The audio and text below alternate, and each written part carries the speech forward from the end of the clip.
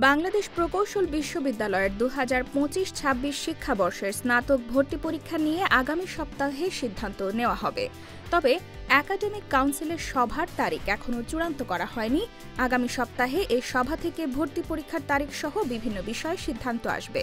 বুয়েটের উপাচার্য অধ্যাপক ড. আব্দুল হাসিব চৌধুরী দ্য ডেইলি ক্যাম্পাসকে বলেন, ভর্তি পরীক্ষা নিয়ে আমরা এখনও সভা করিনি। আমরা আগামী সপ্তাহে একাডেমিক কাউন্সিলের সভায় এ বিষয়ে সিদ্ধান্ত নেব। তারিখ নির্ধারণ হলে তা জানিয়ে দেওয়া হবে। বিশ্ববিদ্যালয়ের একটি সূত্র জানিয়েছে, একাডেমিক কাউন্সিলের সভায় ভর্তি পরীক্ষার প্রাথমিক তথ্য নির্ধারণ নিয়ে আলোচনা হবে। এছাড়া ভর্তি পরীক্ষা কমিটিও গঠন করা হবে। তারা পরবর্তী কার্যক্রম পরিচালনা করবেন। দেশের সরকারি বেসরকারি মেডিকেল কলেজের 2025-26 শিক্ষাবর্ষের ভর্তি পরীক্ষার তারিখ চূড়ান্ত করা হয়েছে।